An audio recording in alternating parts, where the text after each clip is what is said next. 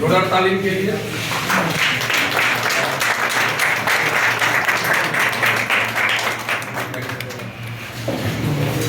इससे पहले बहुत सारे जो स्टूडेंट्स क्वालिफाई हुए सुबह वाले बैच में आते थे, आप लोग वीडियो देखते होंगे, ये मिलते नहीं है ना, इस बार जो है तो ये सामने में है, इस बार यूनिक बैच में है, आए आप लोगों के सामने में है। ये अपना परिचय देंगे, आपको बताएंगे क्या क्या कैसे कैसे उन्होंने तैयारी किया, ठीक है। और कोई भी तरह का आप लोगों को पूछना हो, कुछ भी मार्गदर्शन लेना हो, ठीक है, तो इनसे जरूर ले लीजिए। बहुत ही समझिए कि मूल्यवान चीज मिल रहा है आप लोगों को, फिर दोबारा पता नहीं फिर कब मिलेगा, है ना, क्योंकि डायरेक्ट आप फेस टू फेस उस व्यक्ति से हो रहे हैं जो जहाँ पे आप खुद खड़े होना चाहते हैं, है ना। मेरा नाम संदीप कुमार था और मेरा घर प्रतापपुर और चतरा डिस्ट्रिक्ट में पड़ता है, वहाँ से मेरा घर है। तो हम यहाँ सबसे पहले ग्रेजुएशन हम यहीं से रांची मरवाड़ी कॉलेज से किए थे। तो ग्रेजुएशन करने के बाद मेरा सपना था कि सबसे पहले हमको जॉब करना है, ये कंपटीशन लाइन में जाना है और जॉब करना है। और जॉब करने के लिए आपको पता है कि मेहनत तो करना ही पड़ेगा, वो भी जोर सोचे। आजकल तो कंपटीशन बहुत हाई हो गया है, उसी हाई में आपको पूरा हाई एफर्ट लगाना है। तो मेरा यही सोच था। तो हम 2017 में यहाँ ज्वाइन किए थे, 2017 में M23 मेरा बैच था। उसके बाद यहाँ ज्वाइन किए सबसे पहले। तो लगभग जितनी क्लास होती है सब अटेंड की क्लास है और रेगुलर रहते थे। आप अगर कहीं भी क्लास करते हैं तो आप सबसे पहले आपको रेगुलरिटी होना बहुत जरूरी है। अगर आप रेगुलर नहीं हैं तो आपको मतलब छूटते जाएगा, तो फिर बाद में वो नहीं हो पाता। तो आप कहीं भी क्लास किए तो रेगुलर क्लास कीजिए। हम वही कोशिश किए, जो होमवर्क मिलता था उसको हम रेगुलर करते थे, हमेशा घर में बनाते थे। और कोई भी कंपटीशन तैयारी आप करना चाहते हैं किसी भी क्षेत्र में आप, तो सबसे पहले आप ये तय कीजिए कि हमको किस एग्जाम की तैयारी करना है। आपको रेलवे करना है, SSC करना है, बैंकिंग करना है या डिफेंस करना है। तो आप जब फॉर्म भरते हैं उस चीज़ का, तो आप देखिए उसमें सिलेबस क्या है। सबसे पहले आप सिलेबस देखिए। अगर उसमें आप सिलेबस देख लेते हैं, उसके अकॉर्डिंग वहाँ पे लिखा हो रहता है, टॉपिक आपको सारा चीज़ लिखा हो रहता है सिलेबस में कि हाँ ये टॉपिक पढ़ना है, मैथ में GS में टॉपिक पढ़ना है, इंग्लिश में टॉपिक पढ़ना है। तो उस टॉपिक पहले देखिए। टॉपिक देखने के बाद आप उसको क्या कीजिए, उस टॉपिक को कंप्लीट करने की कोशिश कीजिए। आप अपना टारगेट बना लीजिए कि 6 महीने में कंप्लीट करना है, साल भर कंप्लीट करना है। और आप जब यहाँ आप ज्वाइन किए हैं सक्सेस पॉइंट में, तो उसमें आपको तो हर एक टॉपिक और टॉपिक यहाँ पढ़ाया जाता है। मतलब मैथ बहुत सारे अच्छे पढ़ाते हैं, हम पढ़ चुके हैं। GS भी उसी तरह से है, सारा कंप्लीट करिए। कंप्लीट करने के बाद आप सबसे पहले क्वेश्चन बैंक उठाइए। आप जिस चीज़ का, जैसे आप रेलवे का सपोज देते आप रेलवे की तैयारी करें, आप रेलवे सब सिलेबस पूरा कंप्लीट देखिए। टॉपिक उसमें जो लिखा है वो टॉपिक पूरा पढ़ के कंप्लीट कर लिए। उसको कंप्लीट करने के बाद पूरा कंप्लीट हो गया, उसके बाद आप सबसे पहले क्वेश्चन बैंक उठाइए। आप जब से रेलवे का एग्जाम हो रहा है, आप उसको क्वेश्चन बैंक उठाइए। क्वेश्चन बैंक उठा के आप उसको सबसे पहले उसको प्रैक्टिस डेली स्टार्ट कीजिए। आप उसको प्रैक्टिस कीजिएगा, क्वेश्चन बैंक मारिएगा और उसमें मारने के बाद आपका धीरे धीरे नंबर इम्प्रूव होता जाएगा। और सेट मारिए तो एक चीज़ ध्यान रखिए, सेट मारने के बाद एनालिसिस जरूर कीजिए। आप अगर 1.5 घंटा ये सेट मारने में टाइम लगा रहे हैं, कम से कम 1.5 घंटा उसको आप एनालिसिस कीजिए, क्योंकि उससे रिलेटेड हो सकता है कि अगले बार क्वेश्चन तो सेम क्वेश्चन नहीं पूछेगा, अगले बार उसी से रिलेटेड दूसरा क्वेश्चन पूछ दे। तो आप जब एनालिसिस उसको कीजिएगा तो उससे रिलेटेड जो भी क्वेश्चन आएगा आप उसको सोल्व कर सकते हैं, है ना। तो आपको ये क्वेश्चन बैंक हो गया। क्वेश्चन बैंक होने के बाद आप सबसे पहले फिर उसके बाद प्रैक्टिस सेट मारना स्टार्ट कर दीजिए, ठीक है। आप डेली कम से कम एक प्रैक्टिस सेट तो जरूर मारिए। आपको कोचिंग में जो पढ़ाया जा रहा है वो तो होमवर्क करना ही करना है, साथ में प्रैक्टिस सेट एक जरूर मारना है। आप प्रैक्टिस सेट मारिएगा तो आपको बहुत ज़्यादा फायदा होगा। प्रैक्टिस सेट के लिए आप या तो बुक दुकान में आप जा सकते हैं, वहाँ से उठा सकते हैं। तो आजकल एक बहुत अच्छा प्लेटफॉर्म है सेट मारने का, टेस्ट बुक। टेस्ट बुक में कम से कम 1.5 से 2 लाख स्टूडेंट मारते हैं सेट। हम भी जब तैयारी कर रहे थे तो ये 2019 में तो लॉकडाउन लग गया था, कोरोना आ गया था, तो उसमें हम घर चल गए थे। तो उसमें हमको पता नहीं चला था करे तो क्या करें। फ्रस्ट्रेशन बहुत तरह के माइंड में होने लगा। तो उसके बाद हम BEd में एडमिशन करवाना चाहे, BEd में एडमिशन नहीं हुआ था। 2021 वाला मेरा एडमिशन हुआ। फिर भी मेरा टारगेट था कि नहीं हमको करना है, क्योंकि हम NTPC 2019 में ये फॉर्म भरे थे, 2020 में आया था ये फॉर्म। तो बार बार हम लोग प्रैक्टिस सेट लेकिन रेगुलर कभी छोड़े नहीं थे। कुछ भी हो, परिस्थिति कैसा भी हो गया था, लेकिन प्रैक्टिस सेट हम छोड़े नहीं थे, प्रैक्टिस सेट हम मारते गए थे। फिर उसके बाद एडमिशन करवा लिया हम BEd में उधर, बाकी तैयारी इधर मेरा चल ही रहा था। जब तक एग्जाम नहीं हुआ कंप्लीट तब तक हम उसको करते रहे। और लास्ट में ये नतीजा हुआ कि मेरा NTPC 2019 वाला में गुड्स गार्ड में हुआ मेरा सिलेक्शन, जिसको ट्रेन मैनेजर बोलते हैं अभी, फाइनली रांची जोन से हुआ था उसका। बीच में ऐसा परिस्थिति आया, अब देखिए तैयारी तो 2017 से हम यहाँ कर रहे थे, हो गया 17, 18, 19, 20, 21, 22, 23, 6 साल हो गया। तो तैयारी करने के लिए आपको थोड़ा सा एक तो मेहनत करना होगा, प्लस पैसेंस रखना होगा, क्योंकि आजकल थोड़ा सा पैसेंस का लोगों में बहुत ज़्यादा कमी हो जाता है। अब सोचिए 5 साल में उतना दिन पैसेंस रखना बहुत बड़ी चीज़ है। आपको बीच में बहुत तरह का दबाव भी आएगा, ये चीज़ करने का, छोड़ देने का, माइंड में बहुत तरह का दिक्कत आएगा। लॉकडाउन जब मेरा घर में हुआ था, मतलब लॉकडाउन जब हुआ था तो हम उसमें घर चल गए थे, कोई ऑप्शन नहीं था। तो होता क्या था कि गांव के लोग बहुत सारे बच्चे थे, अपना घूमते फिरते, हम क्या करते थे, सिर्फ बैठ के और पढ़ते रहते थे। मान लीजिए हमको लगता था ये चीज़ सब लोग घूम रहा है, कितना ऐश मौज कर रहा है, हम किताब पकड़ के किताब लेके बैठे हुए हैं, अब कुछ हो नहीं रहा, बहुत तरह का फ्रस्ट्रेशन। तो वो चीज़ आपको बाद में रिजल्ट हो देगा, लेकिन हम मेहनत करते गए और उसी मेहनत के बदौलत मेरा JPSC PT हुआ था और मेंस भी मेरा थोड़ा सा नंबर के चलते छट गया था। JPSC भी हम निकाल चुके हैं, ठीक है। तो अभी मेंस देने आए थे तो मेंस में कुछ नंबर कम गया था। तो ये सिर्फ आपको मेहनत और लगन की बदौलत से हो सकता है, आपको पैसेंस रखना होगा, ठीक है। आप अगर ऑनलाइन टेस्ट मारना चाहते हैं तो आप लोग टेक्स्ट बुक ये प्ले स्टोर से डाउनलोड कीजिएगा और उसमें आपको प्रीवियस भी क्वेश्चन रहेगा और उसमें आपको प्रैक्टिस सेट भी दिया जाएगा और मात्र साल में 300 या 300 कुछ रुपया लगता है। तो आप उसकी प्रैक्टिस करके जरूर मारिए और क्लास रेगुलर कीजिए। क्लास यहाँ पे सबसे पहले हम कहेंगे और भी कोचिंग था, लेकिन हम लोग यहाँ पे आए थे। आप यहाँ बहुत अच्छे जगह पे आए, हमको ये पूरा विश्वास है और सर तो बहुत अच्छे ही पढ़ाते हैं और उनका फैकल्टी भी बहुत बढ़िया है, तो हम लोग सब कर चुके हैं। तो आप तो यही सजेशन देंगे कि आप लोग रेगुलर कीजिए, मेहनत कीजिए, पैसेंस रखिए और प्रैक्टिस सेट जरूर मारिए, प्रीवियस ईयर क्वेश्चन जरूर मारिए, होमवर्क जरूर कीजिए, ठीक है। कुछ पोस्ट के बारे में बता दीजिए, जो पोस्ट आपका सिलेक्शन हुआ है क्या है? मेरा पोस्ट हुआ सीनियर, शुरू में सीनियर क्लर्क कम टाइपिस्ट ही हुआ था, इसलिए बार-बार मेरा मुंह में सीनियर क्लर्क कम टाइपिस्ट नहीं आता है। हुआ था क्या सर कि मेरा स्कोर था 83.25 था मेरा स्कोर, ठीक है। तो उसमें सिर्फ सीनियर क्लर्क कम टाइपिस्ट का गया था कटअप 82.6 गया था। तो मेरा सीनियर क्लर्क कम टाइपिस्ट में हुआ था। गुड्स गार्ड का कटअप गया था रांची जोन में, ACR होता है ECR होता है, रांची जोन में ACR पे गया था कटअप 83 समथिंग गया था, मतलब 5-6 था या 6-3 था। तो मेरा सिर्फ सीनियर क्लर्क कम टाइपिस्ट में था। जब मेडिकल मेरा हुआ तो हम पूरी तरह से फिट हो गए थे। तो फिट होने के बाद हुआ क्या कि बहुत लोग फिट नहीं हो पाए। तो गुड्स गार्ड के लिए क्या होता है कि आपको पूरा A2 मेडिकल फिट होना चाहिए। A2 मेडिकल होता है, B2 मेडिकल होता है, C2 मेडिकल होता है, वो लेवल बाय लेवल होता है। तो हम पूरी तरह से फिट हुए थे।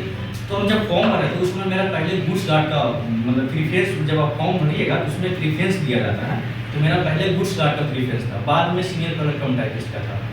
तो मेरा पूरी तरह से फिट हो गया। फिट होने के बाद क्या किया कि गुड्स गार्ड में बहुत लोग मेडिकल फेल कर गए तो कटअप कम कर दिया। जैसे ही कटअप कम कर गया तो मेरा कटअप उसमें घुस गया। हमको सीनियर क्लर्क कम टाइपिस्ट नहीं मिल के गुड्स गार्ड मिल गया।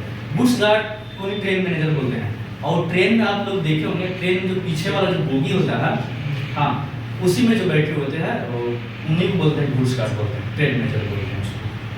फिर भी किसी न किसी में हो गया, यही बहुत बड़ी बात है, क्योंकि आजकल तो आप देख ही रहे हैं कितना बेरोजगार।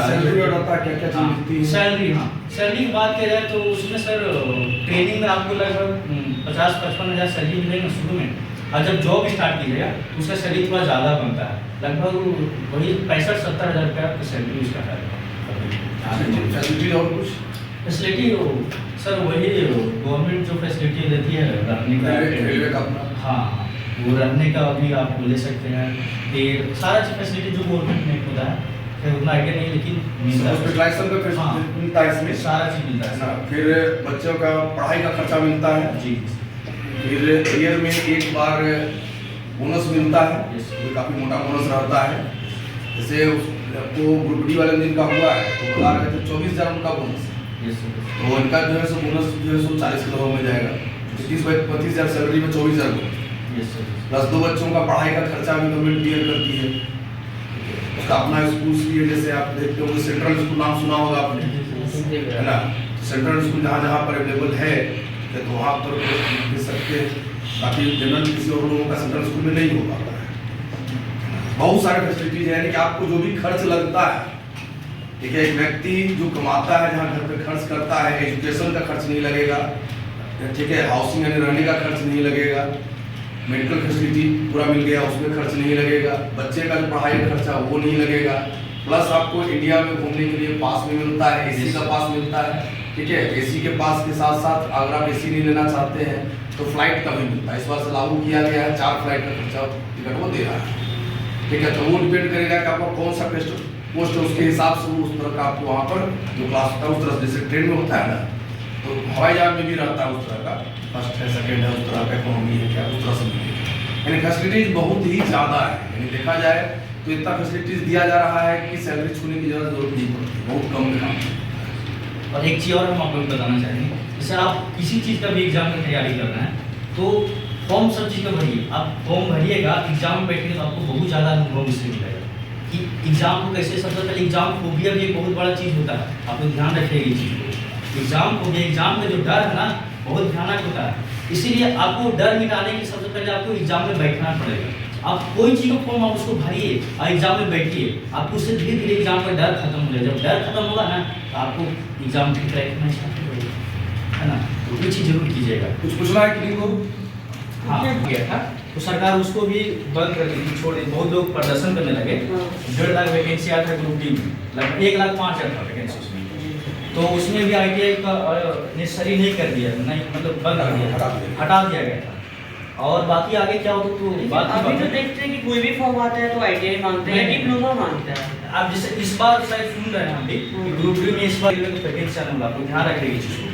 1.5 लाख वैकेंसी आने वाला, उसमें सारा चीज़ रहेगा, 10th से लेकर 12th लेवल तक रहेगा। हाँ, और इसमें सबसे बड़ी बात है कि हम लोग जो गांव देहात के एरिया वाले जो स्टूडेंट होते हैं उनका इंग्लिश ठीक नहीं होता, वीक होता है, मेरा भी वीक था, लेकिन रेलवे में एक यही बहुत बड़ी फायदा है कि इंग्लिश इसमें नहीं है। आप खाली GS पढ़िए, मैथ पढ़िए, रीजनिंग, ये 3 चीज़ में आप कमांड कीजिए ना, आपको ऐसे ही हो जाएगा, है ना। और ज़्यादा अभी तो कंपटीशन है ही, लेकिन थोड़ा सा आपको पढ़ना पड़ेगा, प्रैक्टिस करना पड़ेगा, क्वेश्चन बनाना पड़ेगा। सबसे बड़ी चीज़ है प्रैक्टिस। आप प्रैक्टिस कीजिएगा तब रिजल्ट होगा, बिना प्रैक्टिस के नहीं होगा। आप कितना पढ़ लीजिए, है ना। सर का तो टीचर लोगों का काम होता है कि मार्गदर्शन दिखाना, आपको रास्ता दिखाना, आप रास्ता में आपको किस तरह से चलना है आपके ऊपर डिपेंड करता है। और एक और चीज़ जैसे IPD का ऑप्शन रहता है क्या अभी? IPD का ऑप्शन इसमें शायद तो नहीं रहता। हाँ, ग्रेजुएशन वाला में आपको ग्रेजुएशन कंप्लीट होना ही चाहिए, जैसे ग्रेजुएट 12 का लेवल 5 का फॉर्म भरने वाले हैं तो लेवल 6 का। ITI का रिक्वायरमेंट जो है ना, जो एक प्रेजेंट अभी चल रहा है, ITI का रिक्वायरमेंट आपको केवल 2 जगह होता है। एक ठीक है, आपको एक पोस्ट आता है असिस्टेंट लोको पायलट, ठीक है, ALP सुना होगा, ठीक है, तो उसमें मैट्रिक प्लस ITI है, ठीक है। गार्ड के लिए नहीं होता है और किसी पोस्ट के लिए नहीं होता है, एक उसी के लिए आता है। एक पोस्ट आता है टेक्नीशियन, ठीक है, तो उसमें भी उनको लगता है ITI नहीं, बल्कि उसमें आपको इंटर में जो है मैथमेटिक्स और फिजिक्स मांगता है। तो मेनली अगर देखा जाए तो ITI अगर आप करते हैं तो रेलवे में जो जॉब मिलेगा वो मिलेगा आपको ALP असिस्टेंट लोको पायलट, क्योंकि पूरे को 2 पार्ट में बांट दिया गया, एक टेक्निकल और एक नॉन टेक्निकल, ठीक है, टेक्निकल है नॉन टेक्निकल। तो ये जितना पोस्ट हुआ ये सब नॉन टेक्निकल हुआ, और टेक्निकल पोस्ट में आता है टेक्नीशियन का पोस्ट और ALP का पोस्ट, ठीक है। तो आप समझिए कि ALP को छोड़ दिया जाए तो बाकी सारे पोस्ट के लिए आप एलिजिबल है। आपको ITI की अभी वर्तमान में जो अभी तक हम जिसको क्वालिफाई किया है रिक्वायरमेंट नहीं है। बाद बाकी तो अगर जब वैकेंसी आएगी तब पता चल पाएगा, क्योंकि यूट्यूब वाले कुछ भी बोलेंगे उसको नहीं मान के चल सकते हम लोग। वैकेंसी जब तक नहीं आती है तब तो हम लोग कैसे लेकर चल सकते हैं, हम लोग तो प्रीवियस पे लेकर चलेंगे ना, है ना, ये चीज हो जाता है। ठीक है, जनरल को पहचानते थे, एक यही के स्टूडेंट था, वो भी गार्ड में उसका हुआ था, 15 बैच का था सर, 15 का था। हाँ 15 का था, 17 में है। उसका भतीजा भी यहाँ पर है, खड़े होइए यार, ये जनरल का भतीजा है। यही था, आप लोग जो बताए उसका ध्यान रखिएगा, हो जाएगा। जनरल का जो है तो 1 साल में 3 जॉब हुआ। ब्रीफली एक सिलेक्शन प्रोसेस बारे में बता दीजिए, जो आपका गुड्स गार्ड में क्या क्या सिलेक्शन प्रोसेस बता दो, ठीक है, सही बता दो। देखिए, ये NTPC का फॉर्म था, नॉन टेक्निकल वाला, जो सर अभी समझा है वो वाला फॉर्म था, ग्रेजुएशन लेवल का चाहिए। 2019 में फॉर्म आया था, सबसे पहले फॉर्म भरे। फॉर्म भरने के बाद इसका एक होता है पीटी होता है, ठीक है। पीटी एग्जाम हुआ, पीटी आप जब क्वालिफाई कीजिएगा, इसके बाद मेंस होता है। तो हम जो क्वालिफाई ग्रेजुएशन लेवल के थे, ग्रेजुएशन लेवल में जितना भी फॉर्म था, जितना भी लेवल का था, और उससे नीचे 12th वाला जो लेवल था, उस सब में हम मतलब इजी लेवल थे, ठीक है। तो लेवल 2 में भी हम ये पास हो गए थे, लेवल 3 में भी और लेवल 5 में भी। तो उसके बाद जब पीटी हम क्वालिफाई किए, तो उसके बाद मेंस का एग्जाम हुआ 2022 जून में हुआ। तो उसके बाद मेंस एग्जाम दिए। मेंस में मेरा लेवल 5 में सिलेक्शन हुआ, ठीक है। लेवल 5 में वही लेवल 5 में आपका बहुत सब 4-5 पोस्ट आते हैं, जैसे सीनियर क्लर्क कम टाइपिस्ट हो गया, कमर्शियल टिकट कम टाइपिस्ट हो गया, फिर गुड्स गार्ड हो गया, इस तरह से और भी पोस्ट है। तो मेंस होने के बाद फिर ये मेंस हुआ, मेंस क्वालिफाई करने के बाद फिर आपको ई-कॉल लेटर आया डेली के लिए। और उसके बाद फिर सारा प्रोसेस जो होता है वो मेडिकल वगैरह। पीटी मेंस और हाँ, सिंपल सा प्रोसेस है, कोई बड़ी बात नहीं। लेकिन हाँ, उसके बीच में आपको तैयारी करना सबसे बड़ी चीज़ है। आप किस लेवल का तैयारी करना चाहते हैं, ना आप एफर्ट लगाना चाहते हैं, ये आपको। चलिए जोरदार ताली।